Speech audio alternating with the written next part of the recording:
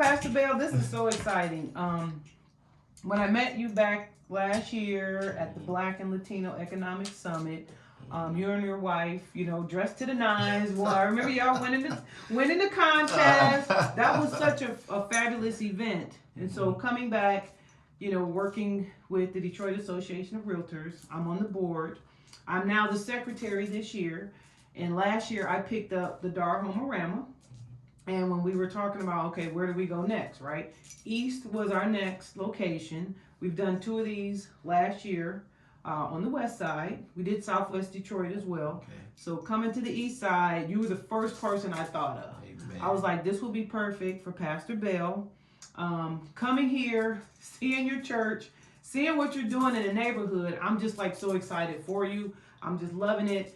And then I find out my uncle lives right across the street on that corner over there. Okay. So, and he said his kids used to come here when it was, I guess it was pastored maybe by someone else. Yeah. He said his kids came here years and years ago. He's been over here forever. He owns some property over there. Wow. But we're doing the DAR HOMEARAMA here on April 29th. I'm excited. I'm cheering this one, getting everything together. We do have the flyer. Gaston Munoz's team with Sam put the flyer together. We put your information on there. So I know you said the foundation that you're trying to build in the community and the advocacy. That's a lot of what DAR does, right? We're advocates for our communities. We're trying to get people to purchase homes. Our numbers that are about 43% of home ownership for African Americans, we're looking to pull those numbers up. So this is going to be great for your neighborhood, for the community that you're serving. This event is free, so it's not going to cost your people anything. We've applied for a couple of grants. We got those coming in. We have some sponsors. We're looking for this to be a really, really good event. So Amen. I'm just happy that you're here and that you allowed us to come in and kind of interrupt your day like we did today, to make this happen. So I'm excited for us. I'm excited for you. I'm excited for everybody. Yeah, right? And you know what? I am so excited. You think you're excited? I'm excited. I've been wanting to do something like this for a long time. Ever since we met at the Black and Latino Economic Summit down in Florida. It's coming up again. Yeah, it's coming up again. The date? Yep. I talked to Dina. Dina is the one from National Faith Home Buyers that put us all together, and I'm so grateful that she did, because now look what we have started to accomplish here. I'm looking forward to introducing to the people in my neighborhood, in my community, my church, over here on the east side, because we always say the east side is always neglected. Well, we say the west side is the best side. Yeah, but we're about to change that. No, but we're going to just invite everybody from the east to the west to come here to learn about home ownership. I'm looking forward to it, because as you said, only 33%, 43% of African Americans own their own home, and Detroit was the mecca of home ownership at one point. We were at 70% or 70, 80% of all black people in Detroit own their own homes. And so we want to get back to those numbers, because we know that when you own your home, that's the beginning of generational wealth. And we know if we want to close that wealth gap that we're talking about, that we talked about at the summit, this is the major way to do it. And this is it also introduces people to real estate in general. And speaking of real estate, I just bought this building, and So we got here about 4 years ago, and about 2 years we paid it off, and that's all because of the things that I learned through buying my homes. When I buy a house, I learn something now. I know how to buy commercial buildings. I know how to negotiate. I know what's a good rate. I understand debt to income ratio. All of these different things that we need to know as home buyers and black people in this city. We have to know these things so that we don't get taken advantage of. We don't want to go back to that. Exactly, because our numbers, we as a board, we watch the HMDA data, which is the data that the mortgage lenders look at, and we see those numbers, and we're watching them, saying, how are we going to get those numbers up, right? What do? We do home buyer education workshops. We're out in the community. We're always trying to do, those things that are going to really help us to, to bridge that gap. That's right. And I'm just thankful that I have an opportunity, because this is something I've wanted to do for years and years and years. I come from an IT background. Okay. And I'm loving real estate like 10 times more than I like piddling with the IT stuff. But I can use those skills to help other people. Yeah. You know, we got to scan documents and email them and do all of those things. Okay. But I'm really excited about what you said something I just thought about when you were talking too, because this is another issue that we had in the Black community when it came to home ownership. It's about the appraised values of homes. You know, we're finding out now that people are under appraising. They're suppressing our values. Suppressing and our they've values. suppressed Detroit for the longest time. Yeah. And now the average cost of a home in Detroit is about $100,000. In the metro area, I think it's the last numbers I saw were about 300,000. Right. So we're climbing up. Yeah. And the unfortunate thing is COVID kind of helped us. Whoa. But good, bad, you got to kind of wait. When things happen, you right. don't know what those effects are. But we're going to have lenders in here that are going to talk about all these different down payment programs. Right. There's no down payment. No down payment. There's 100% financing. You can actually get a house with no money. Right. You can't beat that. And the city of Detroit is coming out with their program. Wayne County, I think, was 15,000. Other cities have 15. You can stack some of those dollars on top of the $500 and $7,500 that the banks are giving. Yeah. And I'm like, when I was buying my house, we had to scrape. I begged the bank. I bought a foreclosure. I asked for 6%. Had my lender to go down on his fees to 3%. I took the other 3% and used that, for my my other car. Actually, back in the day, before all this credit repair stuff, my credit was jacked up because of just student loans, all these other things. I had to start out with a land contract. So, but that's not a bad deal. That's not a bad, because I didn't have to go through all that. So I found a person that was willing to do a land contract with me, and then I was able to refinance out of that. So the creative financing space is also something that our people need to know about. Everybody knows about these different techniques of home ownership. We need to educate our people. We're going to educate them about that. Buying your home now, that gives you some leverage, right? You can mortgage that property for a business. That's right. Send your kids to school to do emergency things. Yeah. Some people take it to do vacations, buy RVs, buy boats, whatever it is. I was just saying, I had just refied my house. Not now, but back a few years ago, maybe like 10, 15 years ago when I first got my first home. I had just refinanced, but then I got laid off. And so if it had not been for the money that I pulled out of the house, I wouldn't have been able to survive until I got my next job. And this is where these types of events are really important, right? Understanding what your options are, right? So when I do because I'm a HUD approved housing counselor. So when we're doing our classes and when we're doing our one-on-ones, we're looking at those budgets. So we're going to cover budget, credit, obtaining a loan, how to keep that house, how to maintain it, right? Some things you need to think about. Now you're going to buy a house, you got to have a little money on the side for some repairs. Do you use a home warranty, or do you use your cousin who may or may not know how to fix something, right? They told you they could. Don't even get me started with that. But just so we want to teach people about options, right? Yeah, that's right. So that they understand that they do have options. That's right. They can go and do something else besides what they're doing. That's right. And then understanding how that's going to affect the generations to come after that with this generational wealth. And just thinking, because it's not as hard as people think it is. That's right. That's right. It's not. It's just knowing the information and being able to get yourself set up. And you talked about options, that is one of my favorite words. Options. When you have options, you don't have to settle. You know what I mean? And as a matter of fact, with my nonprofit, Redeem the Girls. Yep. I work with teen moms, and I call that program Project Noah, and it stands for New Options, Awaken Hope.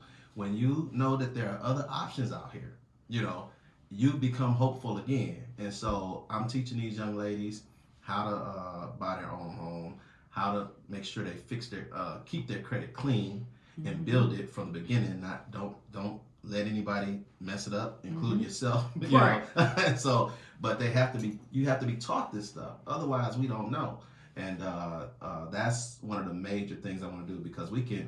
All of these different homes in this neighborhood that are empty and vacant, we can put new homeowners in those that are educated and employed.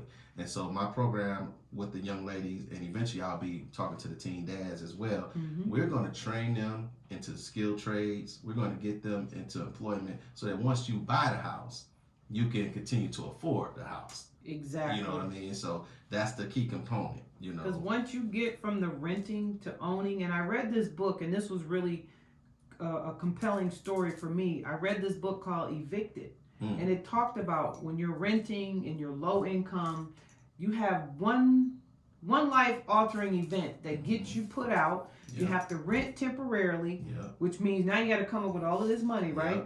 But that's just temporary. Now you still need money to move to your permanent location. Right. It talked about how it affects the family, the kids going to school, the parents not having money to buy clothes, to buy shoes, the self-esteem for the kids, the mother or the father not being able to put the additional food on the table that they need to keep the kids fed.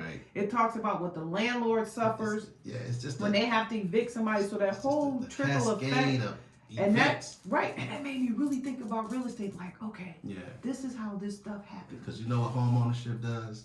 Stability. It gives you stability. And I thank God I was able to. I got good grades in school. You know, when I was younger, and it carried on with me to the rest of my career and everything.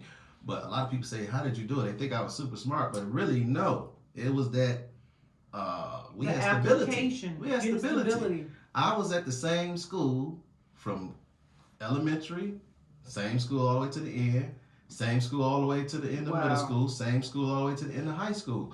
So it's the stability of my mother having the same house for 30 and 40 years, and we never had to move.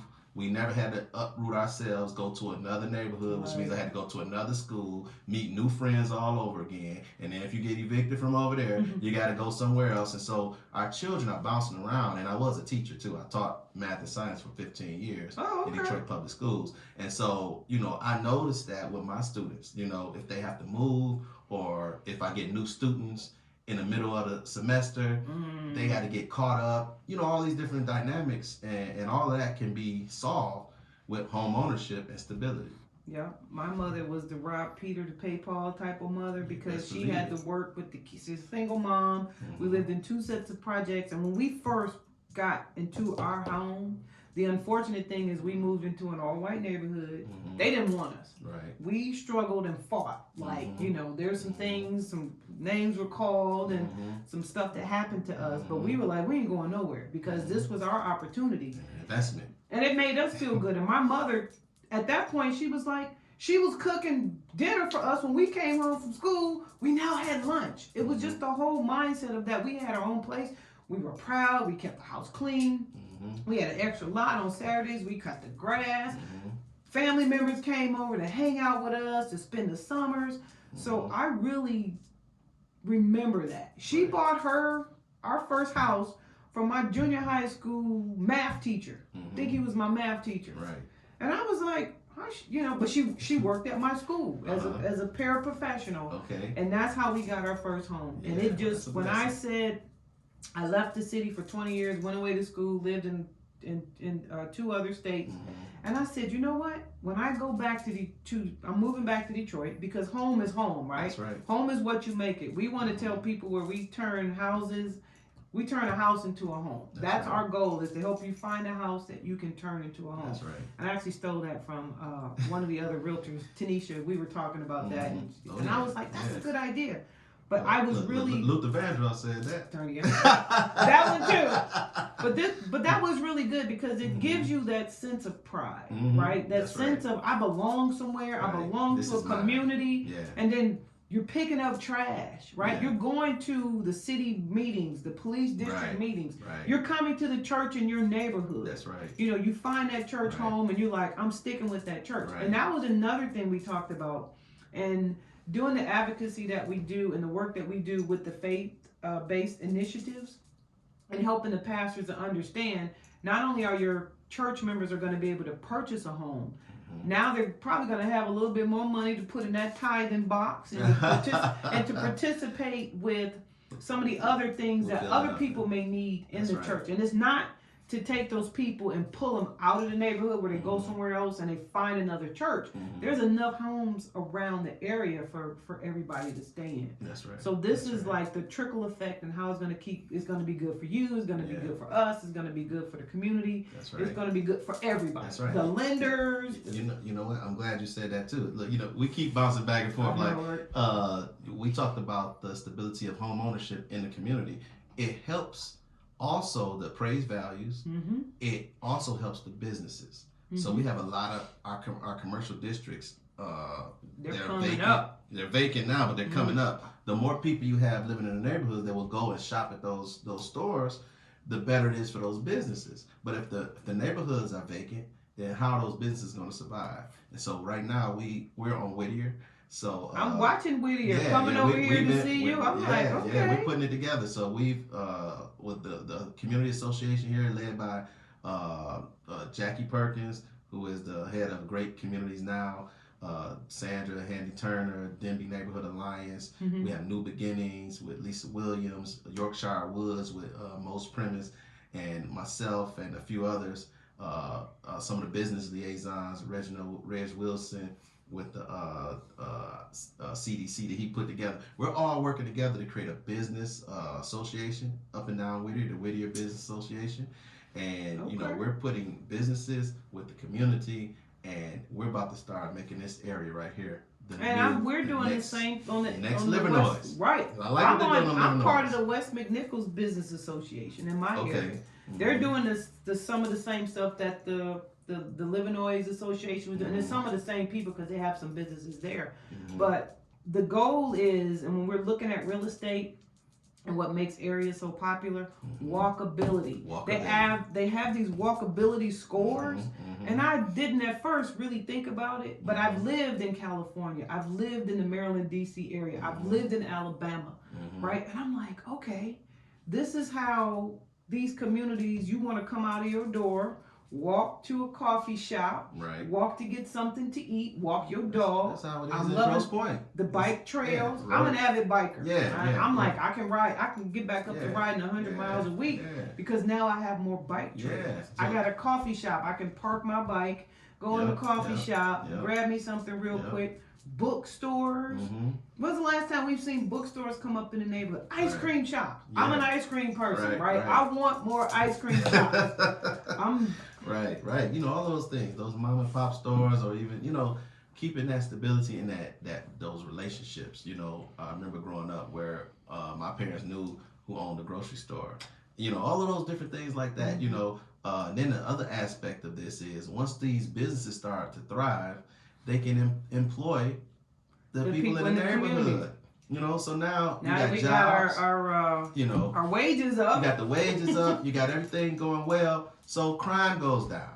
So this is why. And in our elementary schools, we'll be able to help our babies. The more we're thriving, the more we can help our babies, help our young people. It's a trickle down effect when you have home ownership. And this is why it is so important, and I just thank you so much for allowing us to do this. We're going to be here. We're going to come strong. We're going to come ready. Amen. That's right. Our whole DAR board, is on this project. Amen. And we have some new leadership. You met TJ Bowers, and unfortunately he couldn't make it today. Last year we were led by Herb Strathers, and if you know anything about the city of Detroit, he's the commercial guy, right? Probably bought and sold every a commercial apartment building, in the city of Detroit. We have TJ's grandmother, Darylyn Bowers. We have Lolita Haley. She's been really good on the West McNichols. Her business has been there forever. I think she was a former beautician. She's a real estate broker now. She has her family in her business, right? So everybody is doing that. We have an attorney on our staff. We have Michael Poole over at Wayne County Community College. Carol Troll, her family, I think she's a second or third generation realtor. We have E-Title, Nicole Perkins. They're a big sponsor of ours. So we tap in to the bulk of the people. Rachel Saltmarshall, the black lady contractor. If you're following and watching her, come up and get in the contract. Got her son. He decided this is what he wanted to do. So they're doing repairs. They're going to be probably, like one of the vendors like they did last year. So you'll get to see them.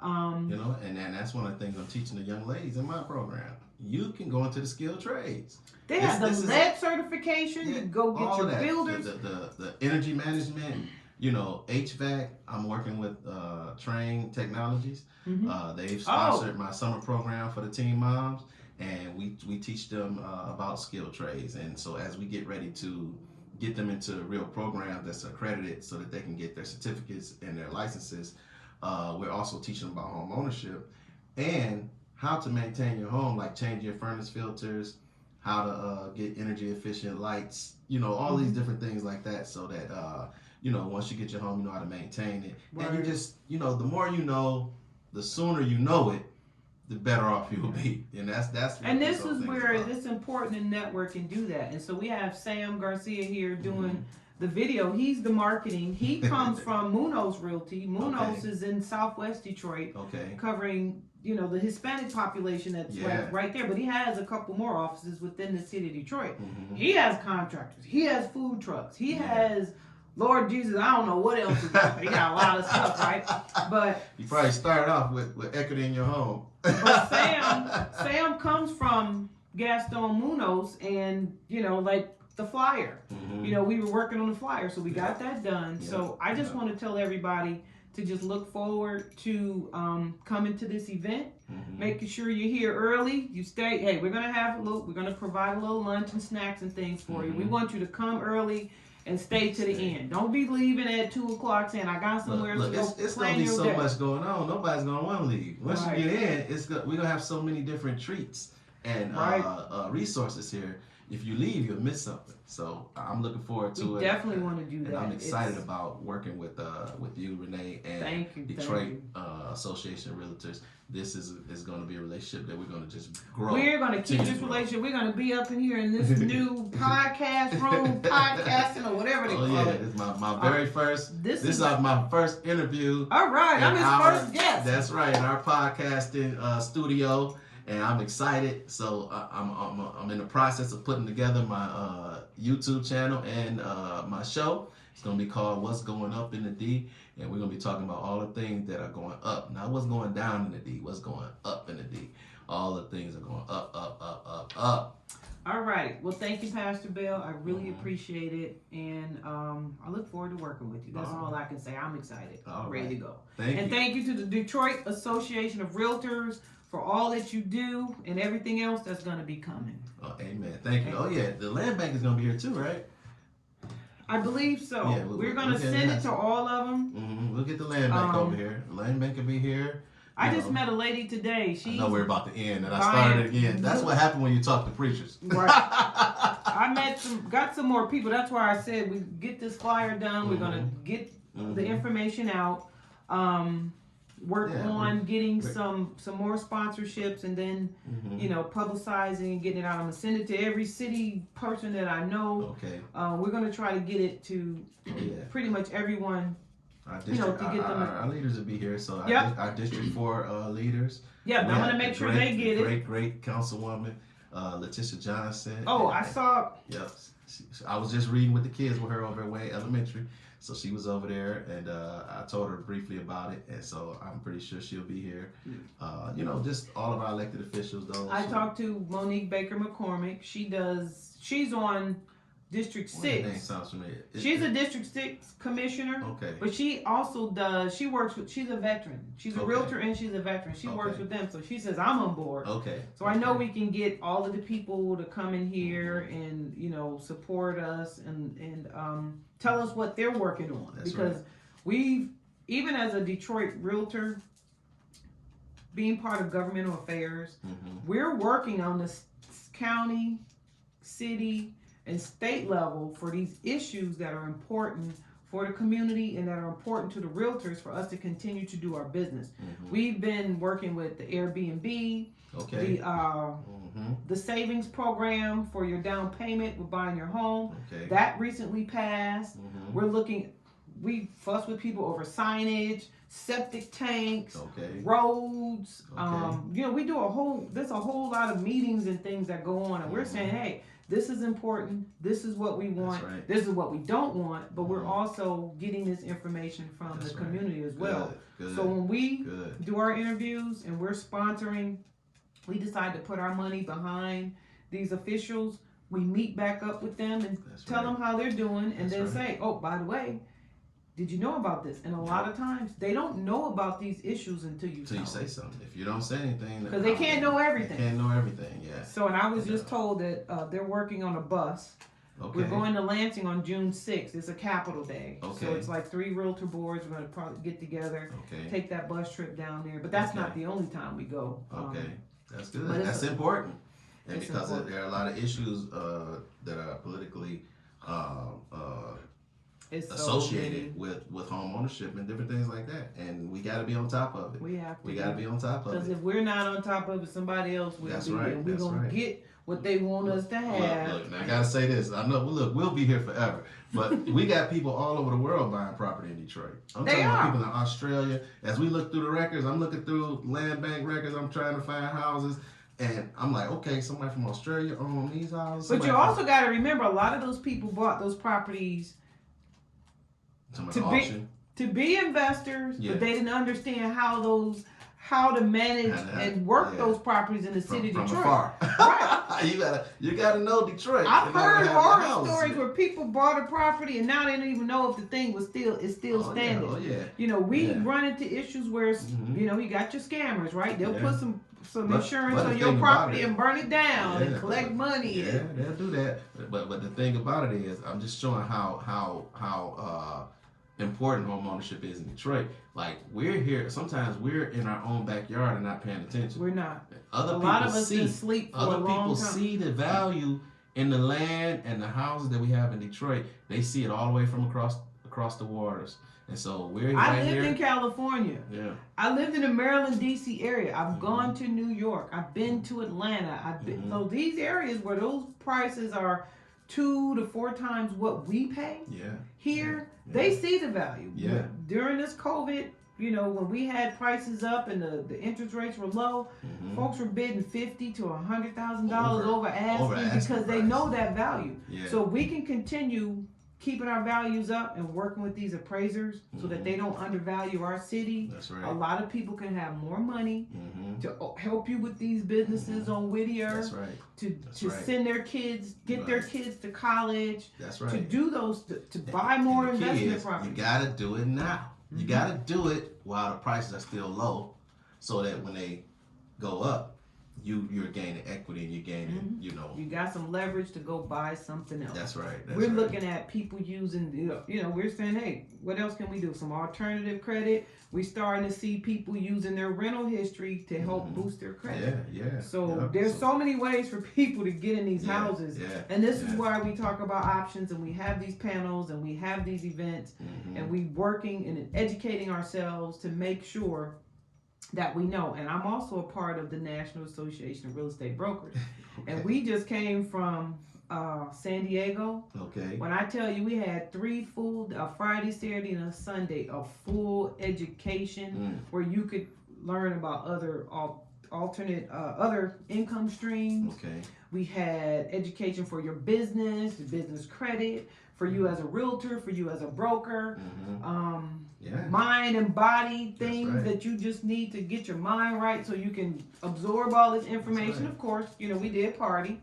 We did sit down at the bar, and I know that bar was tired of our people because we were down there from 12 o'clock to probably 2, 3 o'clock in the morning, and just the conversations because everybody's from around the U.S. So since you're on the church show, we're gonna say it like this: y'all had communion. We did At the bar.